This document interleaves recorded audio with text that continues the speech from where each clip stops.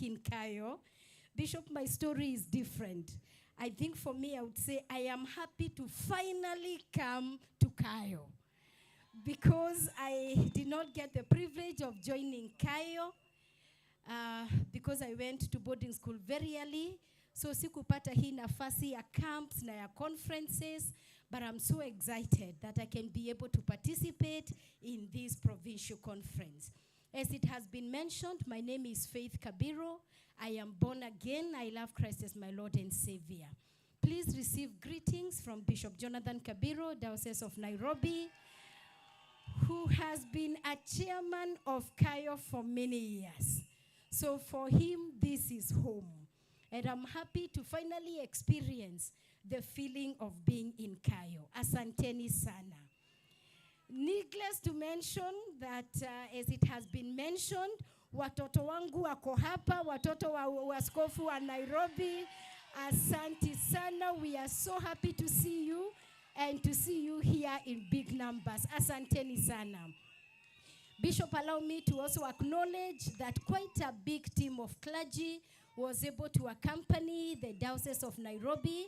And I don't want to take it for granted. Thank you, Reverend Daniel, Reverend Nate, Reverend Mado, Asante sana for supporting our youth in the diocese. Asanteni sana.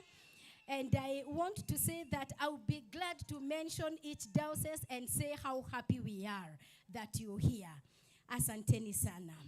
Now, in addition to that introduction, yes, I am a mother of 3 children who probably in a year or so, they will be joining you in the camp because one of them is 16 years old. The other one is 15 years old. I have a son who is 16, a daughter who is 15, and my handbag who is 10 years old. And so I know that they'll get an opportunity to be able to join KAYO, especially when they get of age. For now, they are in teens. So I'm here to bring a very exciting topic, which is purpose-driven life-shaping destinies. And so excited that we can do this when we are here, a gathering of a whole generation. And this is not just a generation, but a generation of impact.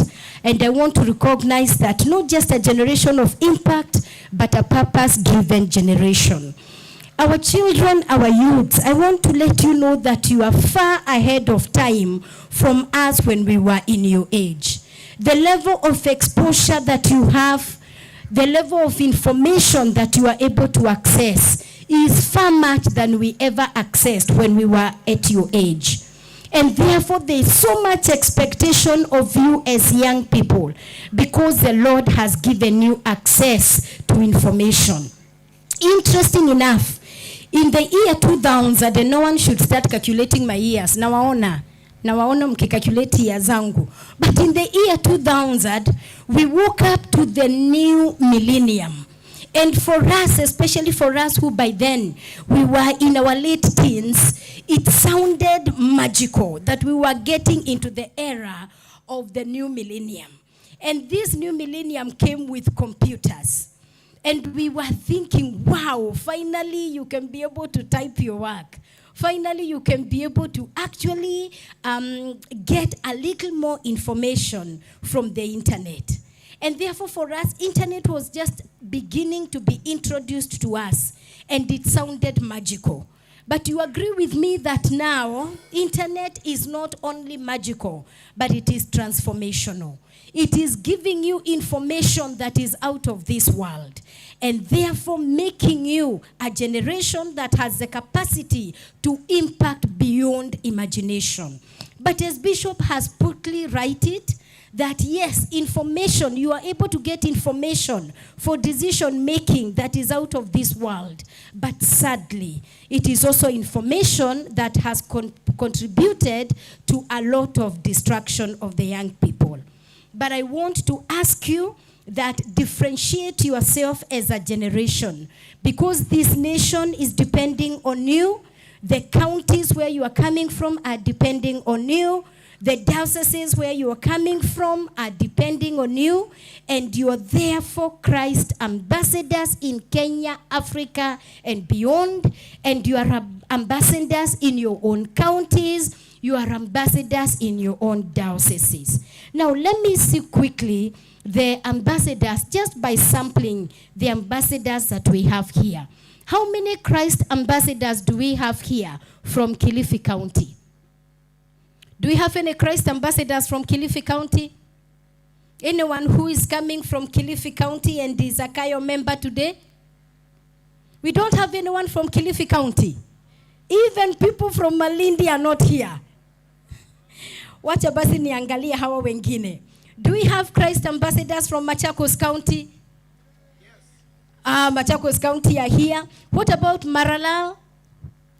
What about Nyeri? Hakuna mtu wa Nyeri? What about Trans Nzoia?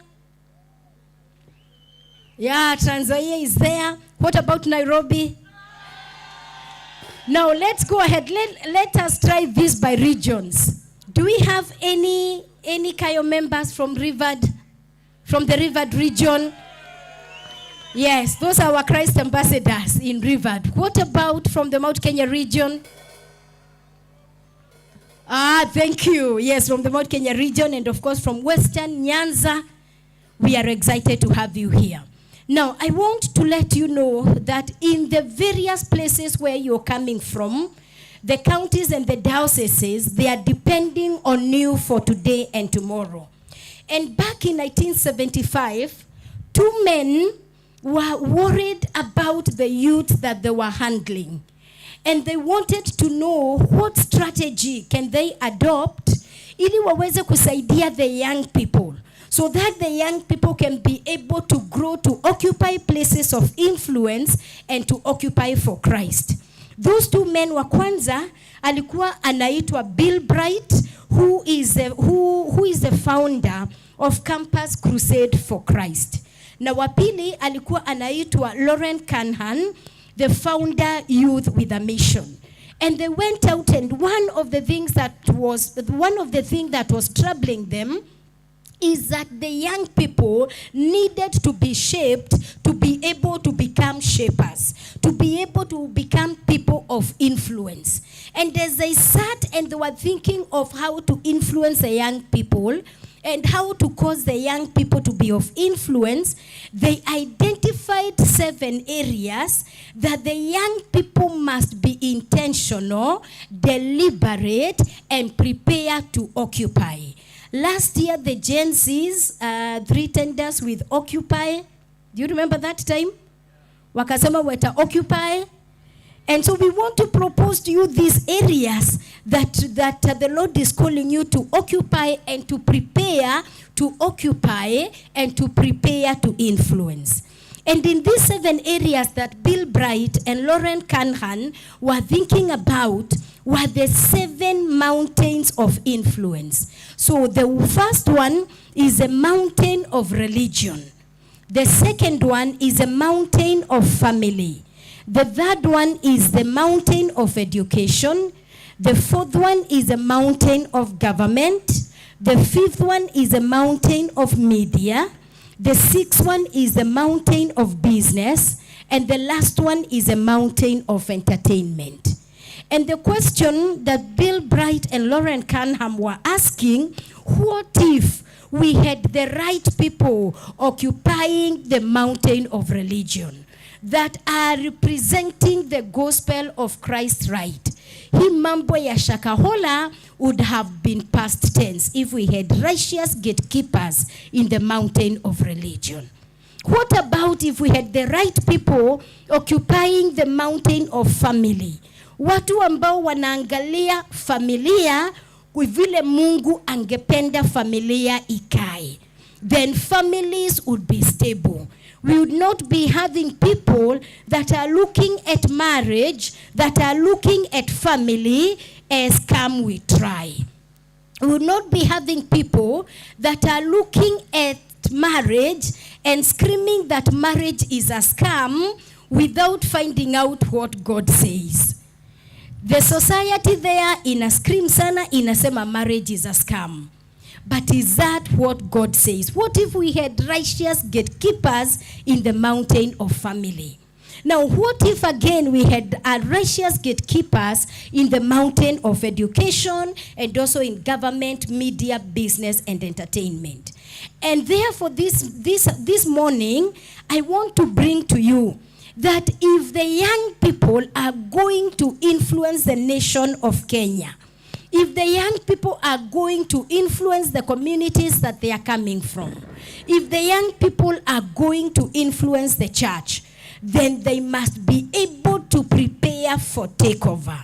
They must be able to prepare to take over these mountains, but you cannot be able to take over if you do not have the competence, if you do not have the character, and if you are not a righteous gatekeeper. And therefore, for you to shape destinies in the communities that you are coming from, for you to be able to shape destinies in the communities that you are coming from, then you must be intentional to be a person of competence and to be a person of character. And therefore, I want to give you the first take-home assignment. The first take-home assignment, as you walk this journey of being an influencer and being a game changer in your space, I want you to read Exodus 31. Because I will not read it, but I'll give you the highlights. I'll give you the highlights. And so Exodus 31 introduces us to Moses, and God is introducing two characters to Moses for building of the tabernacle. And I want just one volunteer. I want one volunteer to come here very quickly. Volunteer akuje hapa, thank you. Okay, ameshafika, thank you. And so if you read Exodus 31, you will see, and I'm quoting the NIV version, you will see God introducing two characters to Moses for the purpose of building of the tabernacle. And this is what he does. He says, see, I have chosen Bezalel. Almost showcasing Bezalel as a choice by God to help Moses in building the tabernacle. But he goes ahead and does what I interpret as reading the curriculum vitae of Bezalel. Bezalel is not just qualifying because he's Bezalel. He is qualifying because there is something about him that differentiates him from other people. So as God is saying, see, I have chosen Bezalel, he goes ahead to read the CV. And this CV, I call it the 5 choir CV, or the 5 pages CV. And therefore, young people, I want to be able to introduce to you that if you're going to be introduced, see, I have chosen for you to be able to occupy. It will not just happen. You must go out of your way to have your 5-page CV, your 5 choir CV. And the first introduction that God does about Bezalel, he says, see, I have chosen Bezalel. Qualification number 1, he is filled with the Spirit of God and therefore has the moral capacity. My friends, if you have no moral capacity, it will be impossible for you to influence. It will be impossible for you to occupy seats of honor. It will be impossible for you to be trusted with responsibility. Warren Buffett, one of the richest men in this world, was stating that when he's looking to hire, he looks out for people with energy. He looks out for people with skill. But above all, he looks out for people with integrity.